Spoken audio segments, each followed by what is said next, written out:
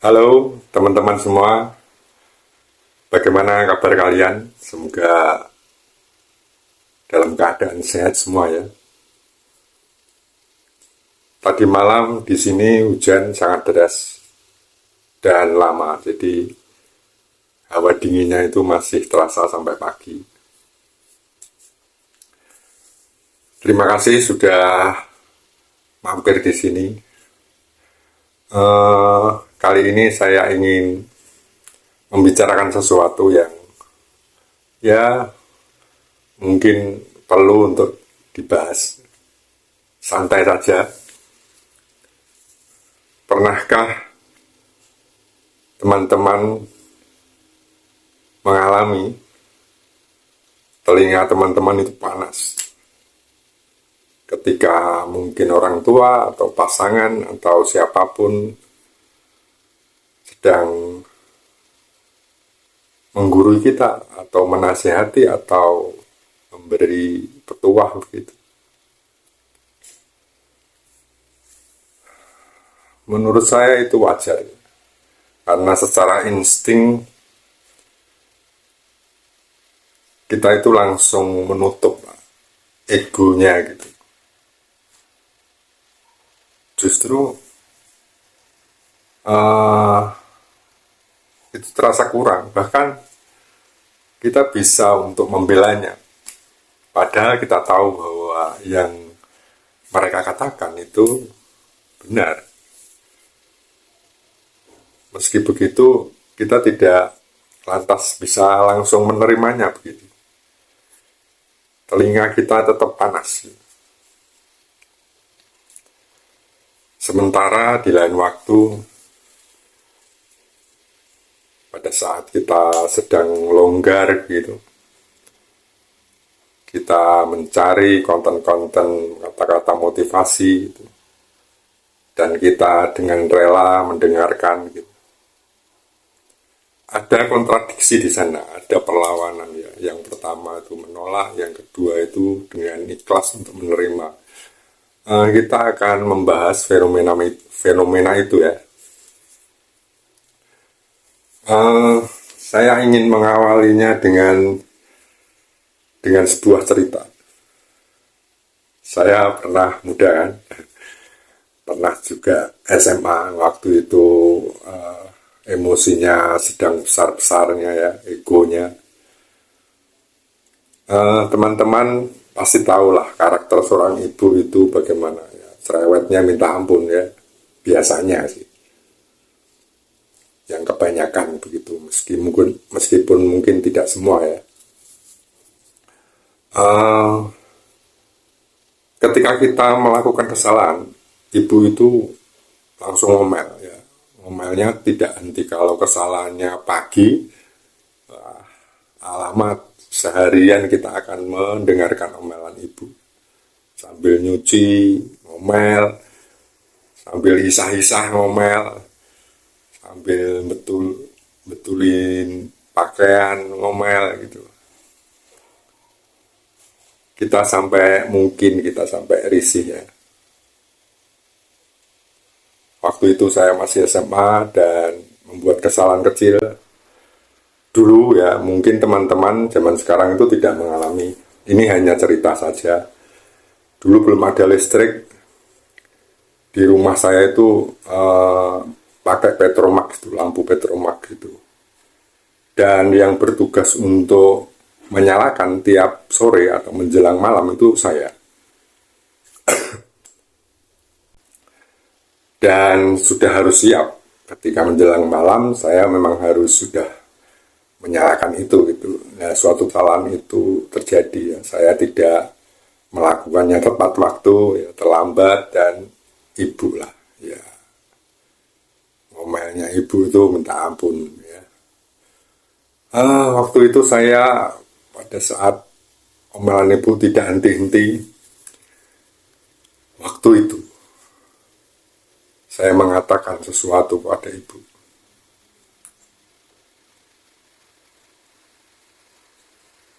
Yen ibu iso meneng ayu.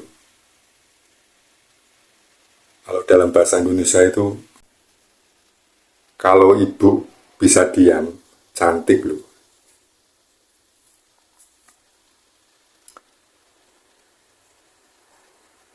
Waktu itu ibu memang langsung diam. Tetapi sorot mata ibu itu menuju ke saya tanpa berkedip.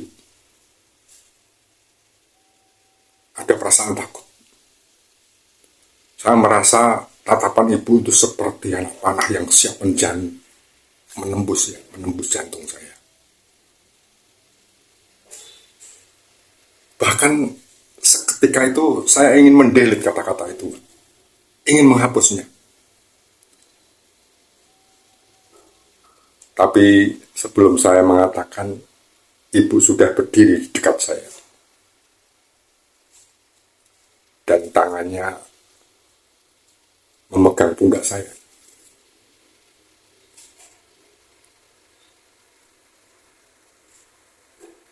Waktu itu ibu mengatakan, kalau kamu maunya begitu, baiklah. Tetapi izinkan ibu untuk bicara yang terakhir. Ketika ibu mengatakan itu, perasaan saya semakin takut. Ada yang bergejolak di hati saya. Ibu melanjutkan. Kalau ada ibu yang tidak mau bicara, kalau ada ibu yang memilih diam, itu adalah ibu yang buruk. Dan ibu tidak ingin seperti itu. Selesai mengatakan itu, ibu langsung berlalu.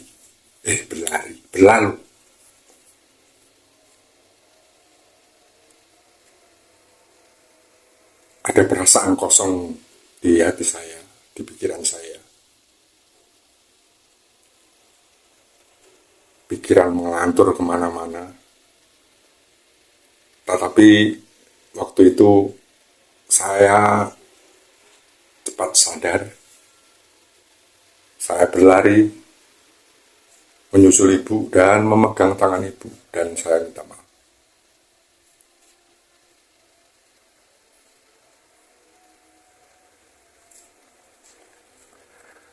Ketika ibu mendengarkan ucapan saya, ibu menatap saya tanpa bicara. Selesai saya bicara, ibu berlalu dari hadapan saya.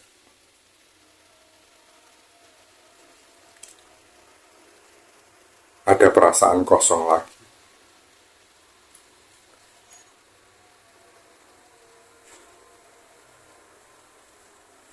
Itu terjadi sungguhan saya.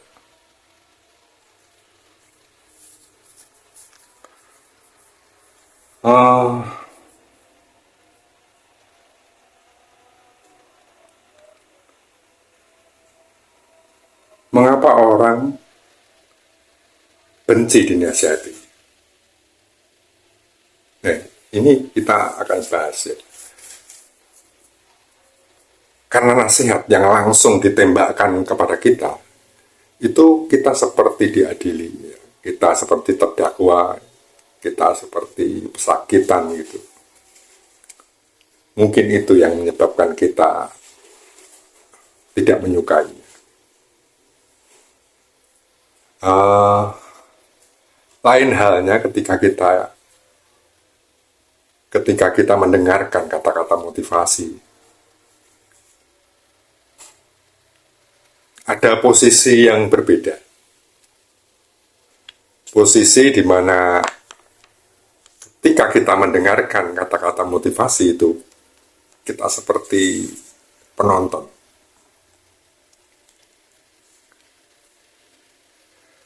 Kita seperti penonton yang istilahnya begini. Kenapa kita suka mendengarkan cerita atau menonton film gitu? Tentu saja film yang katakanlah baik ya, yang bukan hanya menceritakan asap dan sengsara gitu, enggak.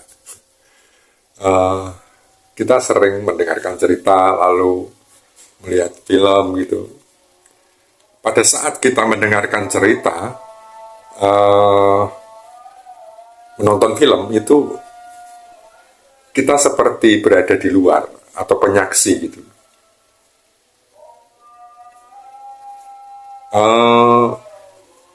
Padahal penyaksi ini justru yang ada di kehidupan gitu. Mereka kan cerita, mereka kan hanya film gitu, sedangkan kita itu ada di kehidupan. Jadi yang berpengaruh itu justru hanya kita gitu.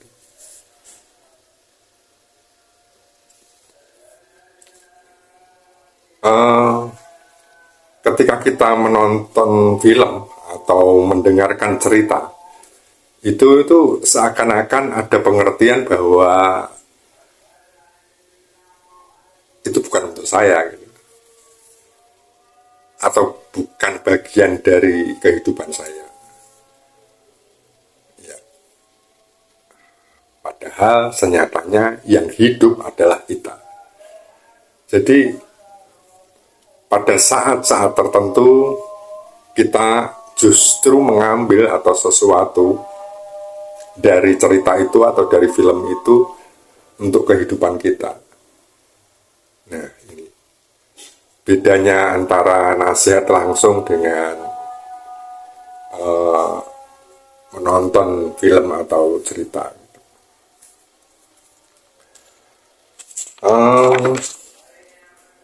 Kembali ke cerita ibu tadi ya.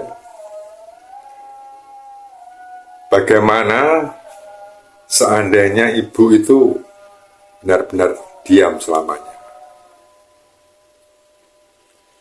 Dan hal itu yang saya pikirkan ketika saya sendiri setelah itu gitu. Iya, bagaimana ya kalau ibu memang tidak pernah ngomong gitu. Makanya ketika itu saya menganggap, katakanlah radio rusak gitu. Saya mengatakan radio rusak bukan menganggap tidak penting itu ya, tidak merendahkan kata-kata ibu itu, tetapi memang itu harus ada, dan anggapan ini hanya untuk menjaga hati saya agar tidak berperilaku buruk. Gitu. Senyatanya bahkan itu suara radio rusak itulah yang menolong saya ketika mungkin di hari-hari saya terpuruk atau saya mendapatkan masalah atau saya mengalami sesuatu dan ada kata-kata dari radio rusak itu yang bersinggungan, dan itu yang menjaga saya justru tanpa kita sadari gitu. Nah, itu yang permasalahannya. Ketika kenapa kita tidak suka dinasihati langsung, ditembak langsung, itu seakan-akan merendahkan harga diri kita gitu. Tetapi di sisi lain, kita itu sebenarnya adalah butuh sesuatu. Kita tidak bisa ya. Kita itu makhluk ringkih, makhluk lemah. Saya mengakui tidak siap untuk tidak siap untuk punya cara untuk menangani masalah yang banyak banget itu, enggak. Bahkan kita bisa melakukan kesalahan yang sering gitu. Sehingga kita butuh ditemani, butuh ditenangkan, tetapi mungkin ya memang dengan cara tidak merendahkan gitu. Oleh itulah kenapa ya pada saat kita sendiri, pada saat kita terpuruk, bahkan terpuruk ya, atau kita menjelang tidur, kita memegang HP, masih memegang HP, dan kita scroll lalu menemukan kata-kata motivasi dan kita berhenti di sana, berseluncur ke channel itu, melihat motivasi lainnya gitu. Kita melakukan itu dengan ikhlas, dengan ringan gitu. Padahal itu nasihat, itu menggurui kalau jujur ya. Tetapi kita tidak merasa sakit. Karena yang saya katakan tadi adalah kita itu seperti penonton yang ada pengertian bahwa itu bukan untuk saya. Padahal secara tidak langsung kata-kata motivasi itu diantaranya ya entah berapa, entah 1, 2, 3, itu ada yang sesuai dengan permasalahan kita. Dan diam-diam kita mengakui bahwa nasihat itu benar. Dan jujur atau tidak, kadang-kadang nasihat di kata-kata motivasi itulah yang menguatkan kita ketika kita terpuruk. Ya, itu. Jadi benar-benar kita itu bukan makhluk yang sempurna, kita makhluk ringkih, saya mengakui. Dan kita sesungguhnya butuh ditemani, butuh ditenangkan gitu, tanpa harus merendahkan kita. Di balik sifat belagu kita yang sebenarnya tidak mau dinasihati, itu kita rindu. Iya, rindu.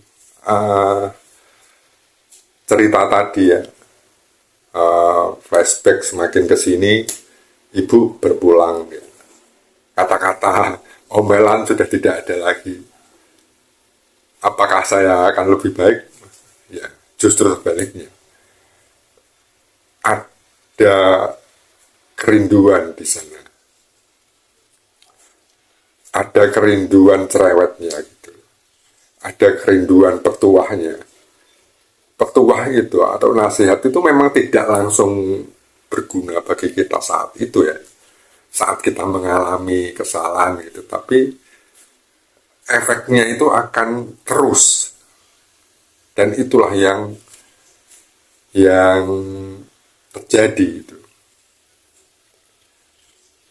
Tapi kan kita nggak mau tanpa menerima begitu saja. Makanya diam-diam kita tuh berseluncur ke kata-kata motivasi, kata-kata yang menguatkan gitu. Dan kalau saya ditanya bagaimana menanggapi orang-orang yang berseluncur untuk mencari kata-kata motivasi itu, saya tidak akan mengejeknya. Diam-diam bahkan saya sepakat gitu. Saya pun melakukan begitu ya. Yang ada di channel saya ini ada yang bilang bahwa menyebut saya kakek gitu. Siapa yang mau menyemangati kakek kumpul di sini gitu. Ya, maksudnya seusia saya yang mungkin sudah pantas disebut kakek ini, cuman tetap perlu mendengarkan seperti itu. Ya, kedewasaan bukan tentang umur kan.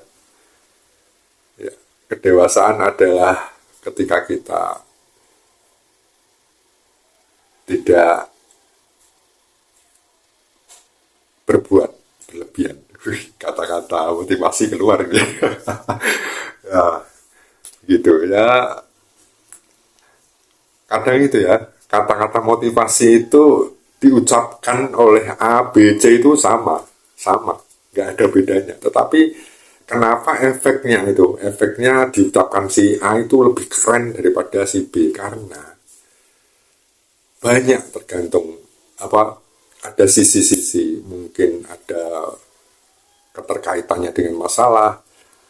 Siapa yang bicara itu mungkin ada keterkaitannya dengan apa yang dikatakan. atau situasinya pas gitu. Kita pada saat emosi mendengar kata-kata itu, mungkin kita bisa miso ya. Kita bisa miso malah. Tapi kalau posisinya pas, waktunya pas itu, kayak tidak harus yang mengatakan presiden. Enggak. Kata-kata motivasi manjur itu sebenarnya tidak harus dari motivator, ya. Bukan. Dari orang yang tepat. Dan orang yang tepat ini bukan siapa-siapa. Kondisional. Ya, kasuistik gitu istilahnya. Jadi tidak terduga. Siapapun bisa. Jadi itu pembahasan kita kali ini seperti itu, bahwa kita mengurai yang sederhana.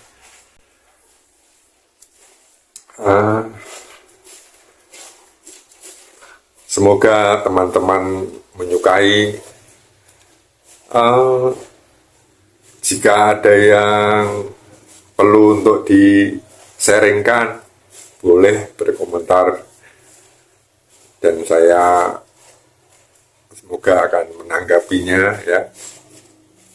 Saya terbuka dengan pemikiran-pemikiran, karena lagi-lagi kita itu makhluk yang tidak sempurna. Jikapun saya memunculkan permasalahan ini ke permukaan, bukan berarti saya menguasai itu, bukan. Jadi saya membuka kesempatan untuk diskusi, untuk sharing pada teman-teman. Jika ada perkataan saya yang salah atau menyinggung, saya minta maaf. Pada intinya, saya Yudi TH, mari kita saling menemani, saling memberi support, memberi semangat, karena hidup ini katanya sih sudah berat. Ya sudah berat, banyak permasalahannya, dan setiap orang punya permasalahannya sendiri gitu. Jadi kalau misalnya orang 5 dikumpulkan, masalahnya banyak gitu. Yang bisa kita lakukan adalah saling menghargai, saling respect, saling empati gitu, untuk kita bisa menjalani hidup ini dengan lancar ya.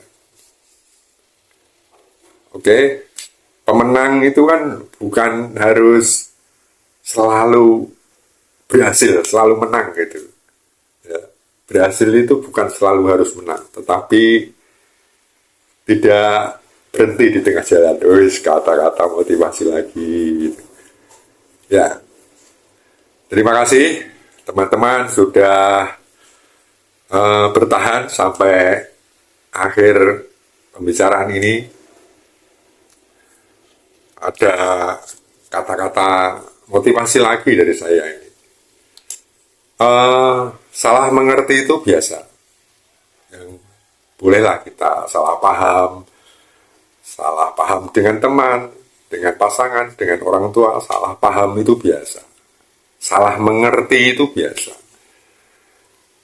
Yang berbahaya itu jika dalam segala hal tidak pernah mau mengerti. Itu baru bahaya. Saya ulangi ya, bahwa salah paham, salah mengerti itu biasa. Tapi yang berbahaya jika dalam segala hal kita tidak pernah mau mengerti.